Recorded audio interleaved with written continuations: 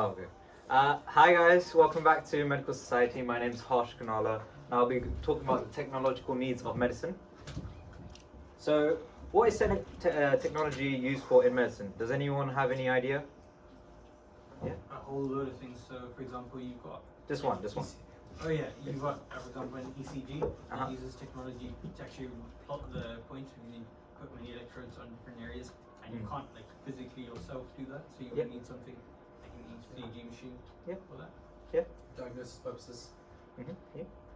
There's something called a pigometer, Alright. where they put the baby inside the X-ray, and it's like a tube, and it stops the baby from breaking. Okay. Anyone else? Yeah. Just like a CT scan or something. Yeah. Just some simple stuff like MRI scans, CT scans. So there's actually a lot of things.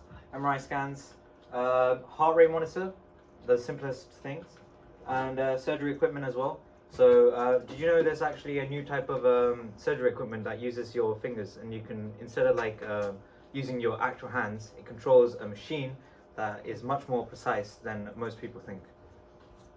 So what are the benefits of technology? Any ideas?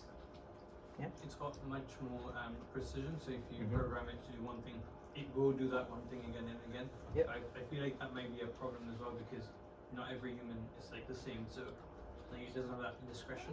Right. True. Yeah. Just adding on to the doctor's point, it reduces human error. Yeah. Did you have one? I was going to say the same. Okay. So yeah. I don't have to argue with a machine. True. Okay.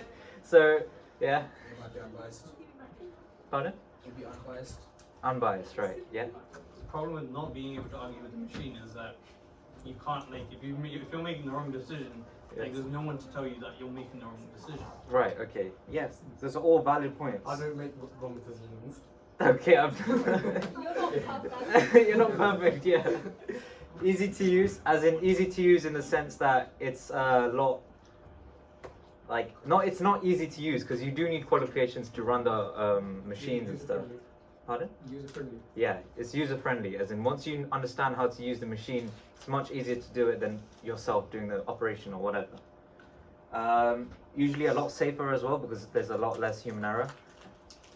Can help diagnose a patient easier via using scans, tumors in the brain. Because obviously a tumor in the brain, you wouldn't be able to spot it without a scan, right? There'd be a minimum, like some tumors, there's not a lot of, symptoms that you can spot easily from the outside. So using a scan, you can simply find wherever the mass is located. It's greater accuracy, as you guys said as well. Helps with pregnancies, so ultrasounds, right? Everyone loves ultrasounds because you can see through, see the baby inside and notice them moving and stuff.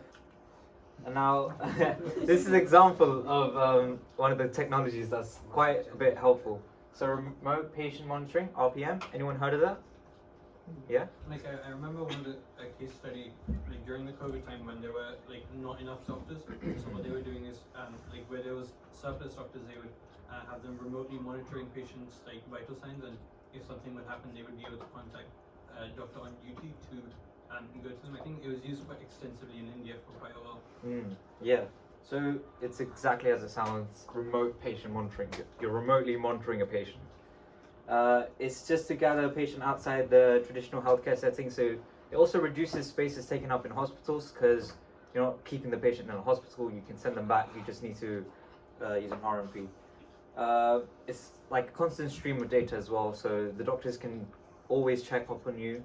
And if there's any sign of like changes, the doctor will be informed straight away through this through the system. And then so just everything basically. Yeah. So this is the most important point. This allows for patients to stay at home instead of staying in a hospital. This in COVID times, especially since the hospitals were just jam-packed with so many patients, RMPs were really useful because you were able to send patients back home. And instead of keeping them in and taking up hospital beds and other resources. So pacemakers.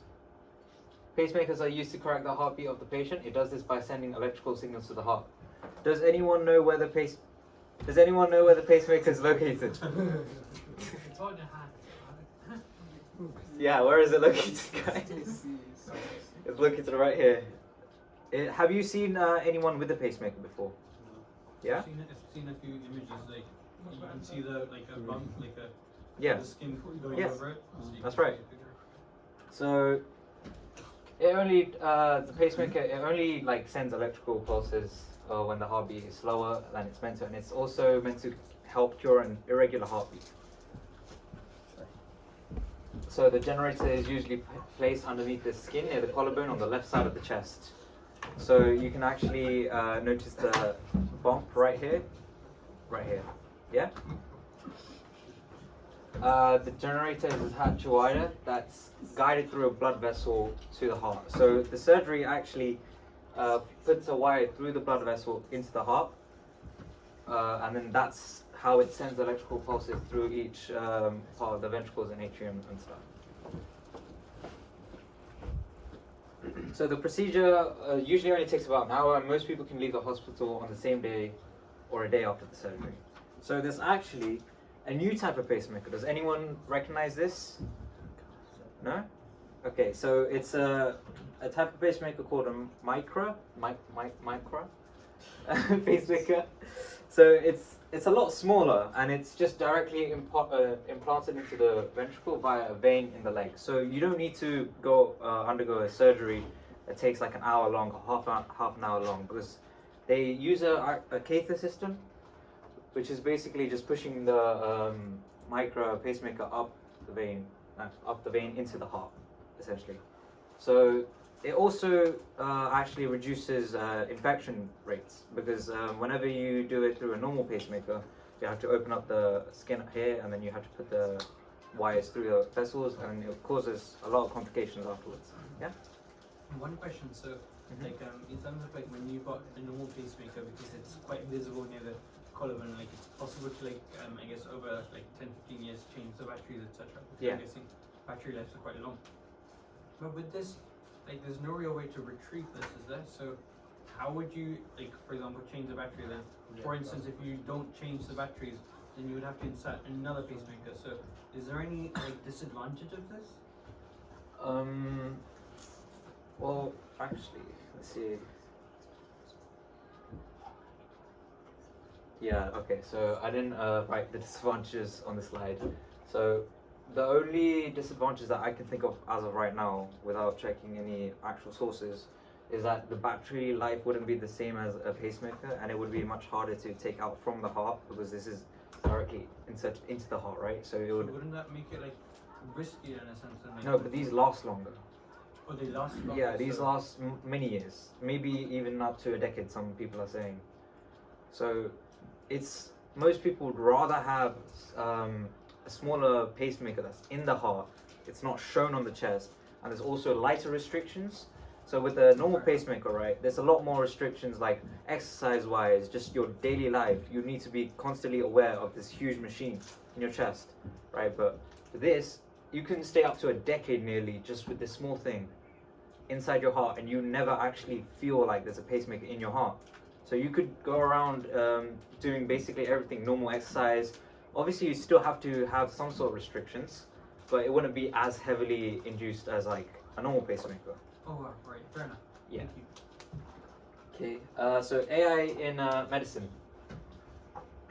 Does anyone know where it would be put in, AI? Yeah. Like it's starting to compete with radiologists, because especially I remember reading a study. It was, I think, with breast cancer. So they were trying to identify like there was a competition between experienced radiologists and actual AI, and what they found was that the AI was making much like severely less mistakes than the actual experienced radiologists. So that's one area that's like AI is starting to go in with. But I think one of the negatives I was reading was that it's sometimes it's highly discretionary, and people are saying that you should have a combination of both rather than just relying on any one of them. Yeah. Valid. Yeah. I remember watching a webinar on AI in surgery, which is quite interesting, and just kind of the doctor was talking about the implications of this with future doctors, and whether or not this is, I guess, viable long term, and whether this would develop and become something that would be the norm. Right. Okay. Yeah. Did you have? Yeah. You can say like surgery maybe? Yeah, surgery is part of it. So it's actually mainly used for image analysis. So you see all the tumors, all these scans that we have. And, AI has actually been able to. So what people have been making is AI, which can recognize problems within these scans and all these images by giving them like thousands upon thousands of already scanned images. This way, it will spot any problems within those scans much faster than a doctor would, and probably with a lot less human error. Because a case back in India, it wasn't like publicized or anything, but a case back in India, a grandparent had a tumor in his head, and so they scanned his brain many times, but all the doctors kept saying, "Oh, there was no problem, there was nothing." But after a few months, he started feeling a lot of symptoms. He wasn't able to do his usual stuff. He couldn't walk a lot. He was feeling what do you call it, like muscle spasms in his face. And then it turns out after applying for a private practitioner, they found out straight away that he had a tumor, and the doctor was astounded that they weren't able to find that tumor on earlier. So with this sort of like image analysis, we could find that tumor almost instantaneously. Obviously, it would have to comb through all these images and match it through, but it would be a lot faster than if a doctor were to go through it. Yeah, What if, how could you train AI to make ethical decisions? that's what that's an argument that I was going to leave out of this. Oh, right. No, but you're absolutely right. Yes, that's why Vedant over there said that you'd want a balance.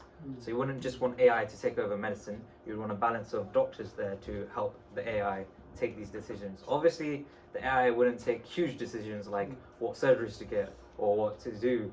It would be the doctors who do that. Yeah. So yeah, just finding common patterns. That's what the AI does. So will technology replace doctors? Well, it's been answered quite a bit, hasn't it? So what do you guys think? No, Not at the moment. To some extent. to some extent, but not all.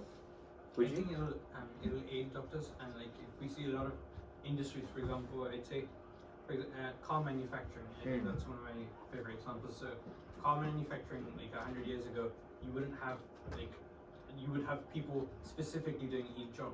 But now, if you go to many factories, a lot of it's automated. But that doesn't mean that you don't have humans working in the factory anymore. You still do, but their role has just been changed. So I feel like we're progressively going towards doctors with different roles. So, for example, like even the image you've got there, right? You've got like the patient being able to interact with their family over a screen.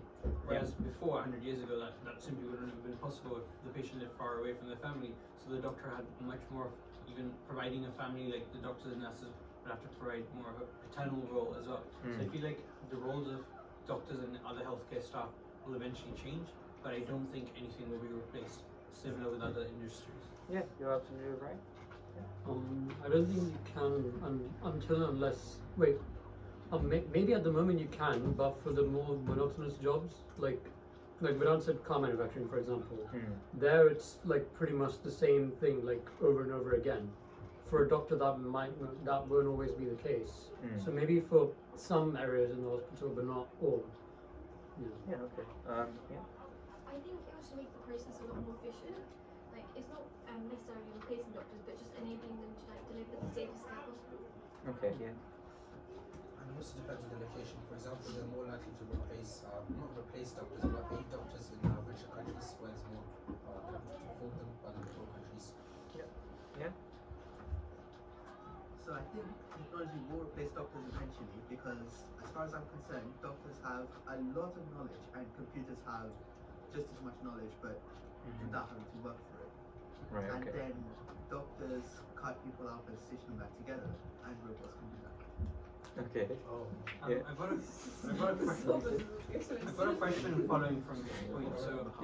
So for example, there's a lot of remote areas in the world that literally don't have any access to medical care, and going to medical care would be like an hour or plus in the time which a person probably would die from something severe. So would it be more ethical to provide, I guess, a medical practitioner which is like a functioning AI than not providing anything at all? Because by providing an AI thing, yes, it can't make any ethical decisions, but it's still better than nothing. But then you're going against the idea that medicine is an ethical profession. So what would your views on that be? So what you're saying is, would you have AI sort of like this in If you've got remote areas? Yeah, remote place where there's no actual accessibility to a physical human doctor? I'd say yes, it would be a good idea to have that, but it would come with its own problems. Like, obviously, this doesn't just run by itself. It needs to be maintained. There has to be people who have like to generate power for it. It has to be housed in the correct area because you can't just leave this out in the desert or like countryside road. It doesn't work like that. So it would have to. What you're saying is right. It's a really good idea. But the problems that come with it aren't just from like there's not enough doctors. It's more about the building of area around this, because yes, this could diagnose someone. Yes, it could do a lot more than just a normal doctor could, and it would be a lot more beneficial to areas that are remote. But what you need to understand is it's not just about the robot and the doctors. It's also about how you would house this unit, who would like look after it, what power. Because in remote areas, obviously, there's not going to be a lot of power, right? So this would require a tremendous amount of power. So it's almost like you'd rather put that investment in actually getting a physical doctor than then trying to use something that's not even been proven. Yeah, because AI. Keep in mind, AI is an amazing like field that's still growing and will always keep growing. Maybe in the future there will be a lot more AI related stuff, right? Okay, but for now, there's just not enough research done into it to make these cost effective. Does that make sense? Fair enough, yeah. For like remote areas especially. I think that answers it quite well. Yeah. Okay. So my personal opinion is that AI my personal opinion is no, because doctors are like an essential part of medicine. Why do you think doctors go through almost 6 years of training? Right. They have to go through uni. Their course is almost 5 years, and they have to do junior doctors before they get their actual medicinal license. Yeah.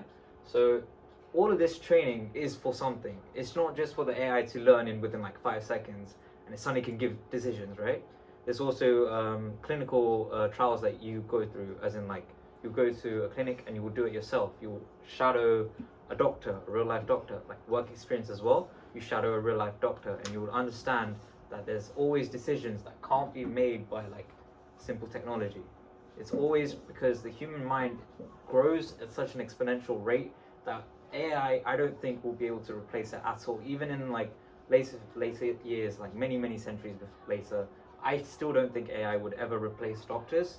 Yes, they would aid them to a point where you might not even like, where the doctors might not even need to be there to help you, but they'd still be there to like run through these AI programs. They still need to check you up as a patient, because how would you feel if a robot decided to diagnose you with cancer, right? How would you feel? Like I'm just saying, one of the most important qualities of a doctor is empathy. Yeah, that's what I was going to say, yeah, right? Which a robot can't. Yeah, right? Because like if a robot just says you have cancer, there's not a lot you can say to that, right? But for a doctor, they would be a bit empathetic, they'll be sympathetic, they'll like say whatever, they'll try and give you words of encouragement and then provide you solutions with it. Yeah? I think the thing is, we find the problems of AI, for example, like emotions. We find another problem that they lack facial features. You might find another problem that they lack like a warm touch, right? Yeah. And every time we keep adding the problem, we result in it becoming human. Yeah. And then we realize that we don't need AIs, we need actual humans instead of robots. We can't just replicate a human. You just need them to help with the process. Yeah. Not take over the process.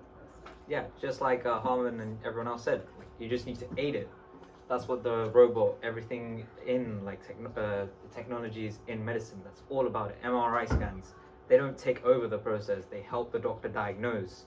Same with like ultrasounds, they don't like take over the process, they help you monitor the baby. All of these things all aid the doctor.